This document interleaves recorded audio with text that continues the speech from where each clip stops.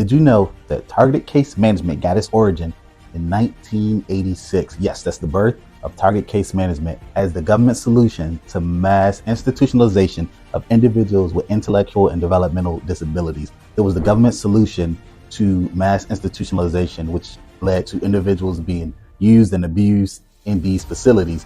The government said, hey, there's got to be a better way to serve these people to make sure this doesn't happen again. And the answer to that, the solution to that, was in 1986 under what is called the OBRA, the Omnibus Budget Reconciliation Act, where they made a strategic goal to deinstitutionalize these individuals under targeted case management, integrate them back into the communities so they're no longer going to be mass housed and mistreated. They had to get these people back into the communities, and targeted case management was the way they got that done. We're going to talk about that today. Let's get into it.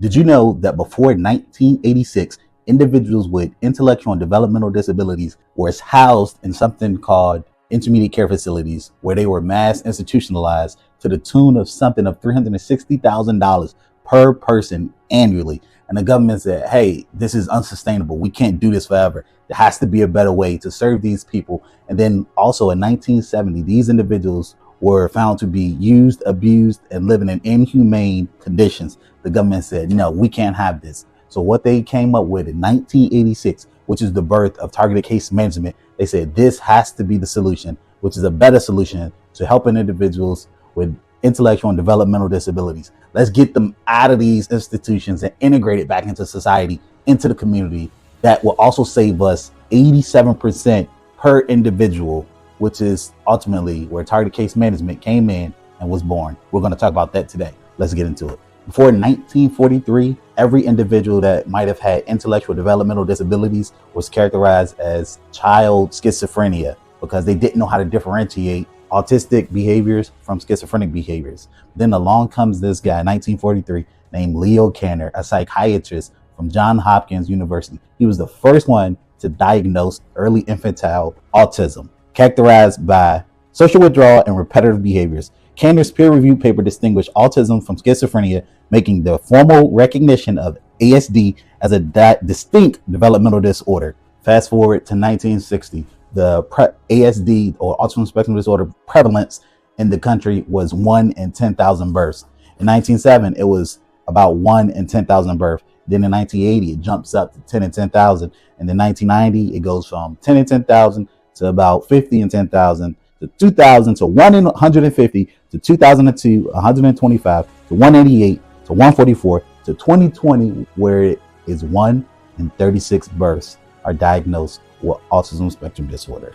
What is going on? What the heck is going on?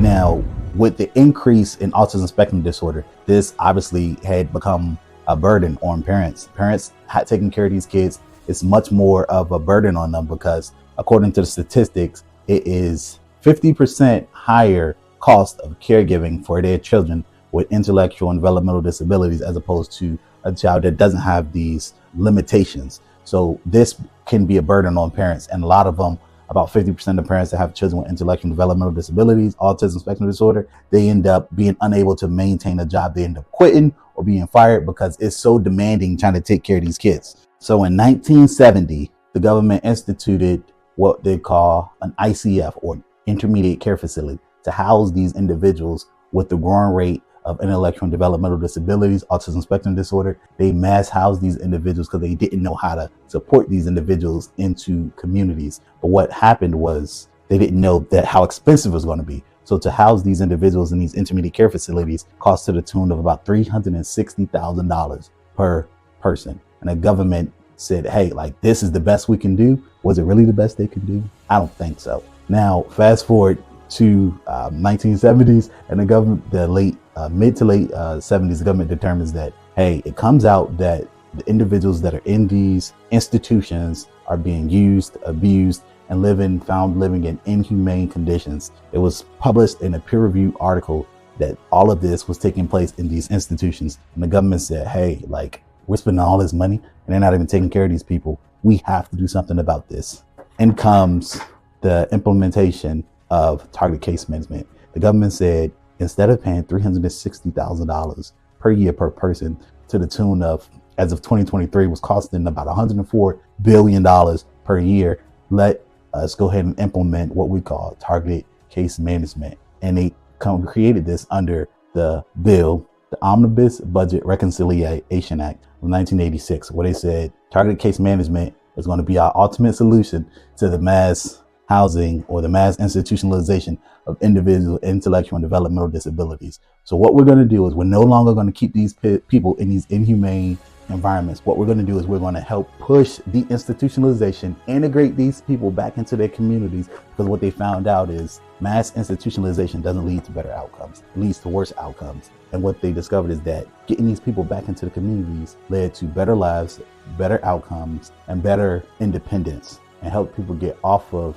the need for assistance and integrate back into the community, live better lives, families, and things of that nature. And not only that, what targeted case management did was it was the ultimate solution in practicality and also economically, as opposed to having individuals institutionalized where it was costing about $360,000 per person per year. Targeted case management is about a fraction of that, whereas roughly about, according to the data, it's about $50,000 per person per year. That's like 87% savings for the government, to the tune of something about $310,000 per year per person. The government was like, well, we did it. We found our solution. This is it. We have to push reintegration, deinstitutionalization, and get these people back into the communities using targeted case management for home and community-based services, and keep them in their communities, keep them with their families and friends, and it ultimately produces better outcomes. This was so big that it went to the Supreme Court. Yes, it went to the Supreme Court in 1999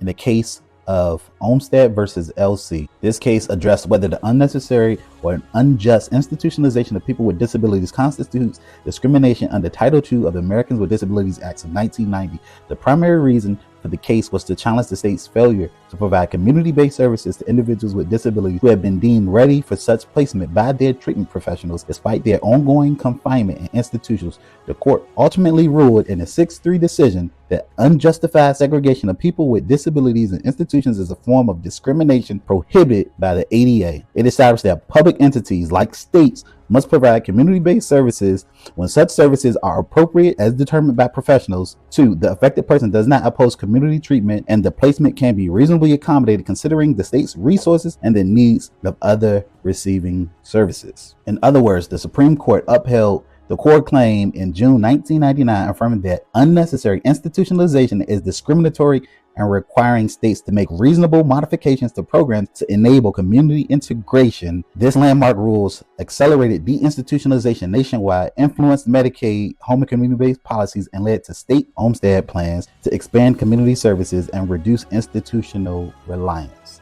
So why does any of this matter? This matters because case management was the answer to the government's biggest problem with this population. It was their solution. And already in 2023, case managers were serving about 1 million individuals in home community-based services. It became both cost-effective and efficient for the government. It empowered families, it reduced emergency care, and it aligned with the Olmstead ruling for community integration. So you might be asking yourself, what's the point? What's the point in all of this? What's the point about case management? Why does this matter? This matters because the intellectual and developmental disability prevalence is projected to exceed 9 million people by the end of 2026, with autism rates approaching 1 in 25 million. What the heck is going on? Is it something in the water? And this is going to follow a 1 to 2% annual increase with improved diagnostics. After 2026, autism spectrum disorder could reach 4% nationally, with adult diagnosis surging 175% from 2011 to 2022. It surged 175%. That is astronomical. And with this type of growth, it would be a strain on the system, escalating the lifetime cost to about $461 billion annually as of 2025.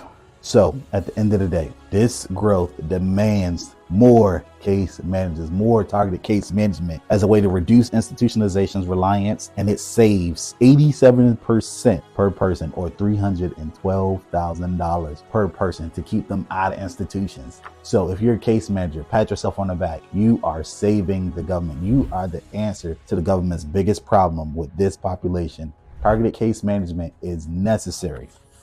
Without targeted case management, scaling disparities will worsen with everybody, ultimately everybody, but most importantly, it will affect mostly the minority community, the Black community, Hispanic community, with children facing 1.5 to 2 times higher rates, underscoring the need for equitable, cost-effective care coordination, which is what we do as case managers. Thank you for making it this far in the video. If you like this video, give it a thumbs up. If you want to learn more about all the notes and you want to get a copy of the statistics, all the data, all the research that I did, go ahead and like the video, subscribe, and then comment down below that you want a copy of the notes, and I'll get it over to you. If you also want to see the next video where we talk about 5 things you need to do to succeed as a case manager in 2026, go and click the video right here. Thanks. See you in the next video.